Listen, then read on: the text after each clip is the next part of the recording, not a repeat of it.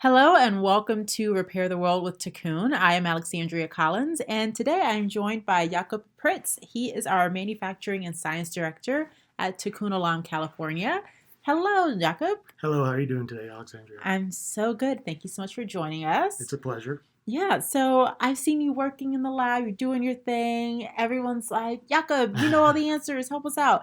And that's so amazing. But I'm really curious what was your first experience with cannabis before, getting in the industry? What did it look like for you? So I had a girlfriend who Hmm. would smoke and then encouraged me to smoke. It didn't really stick to it until, well, that was like sporadic, maybe like once a year or twice a year. I would do it with her, and then it became a routine after I was at a Radiohead concert and I smoked there. I was like, oh, okay, this is what cannabis is about. Because the first few times I didn't really feel the effects of cannabis until Yeah. when people were telling me that's normal, just try it again. I'm like, why would I try it again? Why would I try it again if it's not doing any effect? But then I went with it at a Radiohead concert and it was great. That's what I hear. Your body kind of has to be primed. Mm-hmm. And especially going to a Radiohead concert, I'm sure that Mm-hmm. was amazing. So cool. And so then since, you've been a regular user or Mm-hmm. consumer, awesome. So then what did that look like for you? Was that in college or was that after That college? was in grad school. So Okay. I started late. So I became a routine smoker around 27. That's when the concert was. But my first Yeah. use was 24. Okay. So I was a little older already. Yeah. I was exposed to it in college, but I never partook. I was like, oh, you guys do it. I'll just drink in the meantime. Yeah. Um, that's it basically. Cool. So what did that look like for you to, go from consuming and then I know you were working not necessarily in cannabis, Hmm. right? Hmm. So what was your position before you kind of got into the cannabis space or positions? Hmm. So I was studying to be a medical physicist when I was in school at the University of South Florida. And then I was offered a postdoc position at University of California in San Diego at the Moores Research Center. And it was there that I was exposed to people taking cannabis for medicinal use. And I was like, oh, there's some legitimacy to this plant outside of just using it as a recreational device. So I was starting to see patients during my breaks, during my lunchtime. I would talk to people. I would notice that some people were kind of like low energy, listless. And then I would talk to other people. I didn't even know that they were going through therapy. And Mm. those people, I found out they were smoking cannabis to help them keep up their appetite, suppress their nausea, Oh, yeah. Yeah. basically give them a normal life. Now, Mm. I suspect, and at the time I was suspecting, and I still do, that helped them with their treatment because it kept their body healthy. They were Right. able to have the nutrients and all that stuff, mitigate the pain. But it wasn't necessarily a tool to get past the cancer, but it just helped in that Yeah. process. Yeah. Yeah. So they, like you said, so they could actually have the nutrients in their system, be Mm-hmm. able to eat a full meal and take care of themselves. And I do think the beauty in the plant is that it can be used as a daily, like kind of a supplement, Mm-hmm. Mm-hmm. supportive, Definitely. as a support for you as you're healing and other modalities as well. Especially CBD. I would actually, Yeah. in my opinion, I would take that as a supplement because it's a good anti-inflammatory, and you take it Yeah. every day. It doesn't have well, it does have mental effects because it reduces anxiety, but it doesn't have a euphoric effect like THC does. Yeah. So I've definitely, definitely a good supplement in my opinion. Cool. So when we get into you stepping into the cannabis space, Mm-hmm. how did you decide that you wanted to make this a part of your life? And then what did that look like for you to get to Tikkun? Okay. So while I was a postdoc, I was looking into the cannabis space just out of curiosity. And I learned of Sativex and of Epidiolex being developed by Mm-hmm. GW Pharma. Mm-hmm. While I was a postdoc, I was managing several med students, one of whom he had a side business in the vaporizing industry. Mm-hmm. He gave me a call. He went off track from his medical route, and he gave me a call saying, "Hey, Jake, my business is really doing well. I want to get into the cannabis space. Would you like to come Mm-hmm. work?" And I thought, like, hey, med student here, myself, we're going to go towards GW Pharma. We're going to go that route. That wasn't the case. So I left the company and became a consultant, mainly to provide myself some income, but also to search out people and partners who are interested in going to that GW Pharma route, or at least creating products for medical use, for wellness use, for that, not just recreational Yeah. items. Yeah. So this seems like Tikun was a good space for you then. Absolutely. So that's really up our alley. So what exactly do you do at Tikun? What does a regular day look like for you? So we're still we're transitioning into production space. What I mean by that is some of our machinery is up and running, other machinery is not. Our extractor, for example, I think we're a couple weeks away. So my day to day is just writing SOPs. What is an SOP? Standard operating procedure or protocol, depending on how you have it. Great. So it's basically an instruction sheet of how to operate the machine safely and within our parameters to create the products consistently for the market. Yeah. Yeah.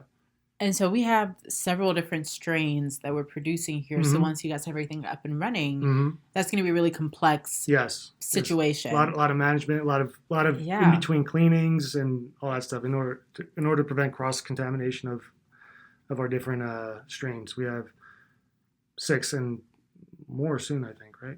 We have some others that we're white labeling as well. So there's a really big space. I'm really curious, what that process is going to be like for you all, since you're kind of creating the SOPs for everything now. Do you feel like it's going to be a breeze, or what has it been like for you when you see different kind of blocks in the road? Like, how do you handle that with your team? So I think luck has been on our side a little bit, because we had a slow ramp up, meaning, this machine's ready to go, so let's do everything we can to operate with this machine. We've got some of our products from third-party vendors that we had contracts with. We took our material back, so we have some stuff on hand that we can work with and we can produce products with. Other machinery isn't up and ready, so we've called some people to get some training on that, like our lotion filling machine. So what we've been able to do, we've started formulating, we've started doing in-house testing. We've been cross-referencing our tests with state tests to see if our results match their results, and so far so good. Awesome.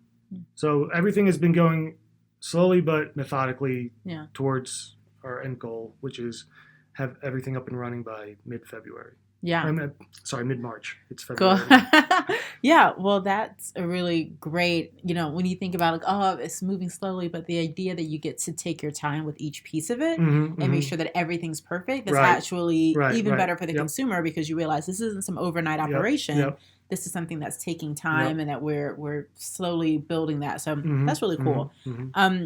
Curious, what do you think, or what do you see for yourself, for Tikun, for the industry in the next 3 to 5 years? Because there's so much changing. Yes. In the industry. I know that your specific role is going to be really, really valuable, because you're really working on making sure we have everything aligned day to day, that it's the same kind of batches. So what do you see? So I think, I'm just going to speak from a general perspective of where I see the market. I think the market is bifurcated in the sense that you have your recreational market and you have your recreational brands that market to people saying, use our product if you want to be stoned or be high and all that stuff. And then you have other brands, such as our brand, Tikun Olam, which is focused on showing that our products have effective symptom mitigations. So in fibromyalgia, in autism, Crohn's disease, we have data supporting our strains mitigating the symptoms for patients that experience or that have those conditions. Then there's a middle ground called wellness, which is kind of like what I would say is like the supplement market. For example, what I was talking about earlier, CBD supplement isn't really a medical thing; it's more of a vitamin thing, conceptually. Yeah. Because you're taking it as a supplement, you can take it every day. That's what people do with vitamins. You don't need a prescription for it, so that's not medical. But specific formulations and applications of cannabis towards specific medical conditions is ramping up. I know there's Mm. several companies looking to not just be a producer of medical products, but also be the supplier of cannabis to these studies. Because there's Mm. a requirement that if you want to have a clinical trial, you have to source your cannabis from a grower that can grow plants for that clinical study. And as of right now, the University of Mississippi is allowed to do that. There are other companies that were looking to do that. I'm hoping we do that because I think it'd be a good feather in our cap to be able to do that. Yeah. Um, I had no idea. That's awesome. yeah. It's very strict. So The University of Mississippi right now is doing like clinical studies on cannabis. no, they are supplying the marijuana for clinical studies. Got it. They are Okay. so there's a more stringent requirement, and this goes to the DEA now, that if you want to grow weed for clinical studies, you have to have the license to do so Right, from the right. FDA and from the DEA. Got it. So someone like I'm gonna give another name, but someone like Candescent, if they want to have their strains in a clinical setting, they have to get that license in order Got to it. grow that. Yeah. So Okay. makes things a little more complicated. Yeah. And that restriction is because it's still federally illegal, even though it's legal stateside. Clinical studies are a nationwide thing, so Right. you have to then take into consideration crossing state borders. Where do you manufacture your product, and then you have to, But once you get that designation of the FDA, once you get the FDA approval on your product, you can sell it to all 50 states. Kind of like with what you can do with Epidiolex. You need a prescription, you get it from a doctor, Yes. and you can get that prescription wherever. That's really interesting. Okay. So before we hopped on, I remember you mentioning that you want it to be like, what was the doctor's name? That was like the popular Bill Nye? Bill Nye. Oh, yeah. So let's talk about the Bill Nye dream, okay? Yeah. Because I think that's really, really cool. You mentioned that you had a minor in theater. Mm-hmm. And so I wonder, how does that fit into how you operate today? Does it fit in at all? Or is there a performance part of what you do? I haven't tapped into that. Mm-hmm. When I've given talks at conferences, that's where it came out more. But in my day-to-day here, not really. No. Maybe in my bad jokes it comes out. But, hey, okay. We should have a Christmas show at Tikun Olam or holiday situation so you can put it together for us and live the Bill Nye dream. We'll need karaoke for that. Sure. We'll get some drinks, karaoke, do it. Awesome. So how can people find you online? Do you have any public social accounts or no? I don't want to give them out. That sounds like a no. Okay, so you guys cannot find Jakub anywhere, but know that he works at Tikun and he does an amazing job here. So we appreciate everything that you do. Thank you. But make sure that you follow us at tikun.ca on all of our social media accounts. You can check us out at tikunolam.com for information on the strains. And thank you so much for listening. We'll catch you next time. Thank you very much. Have a good day.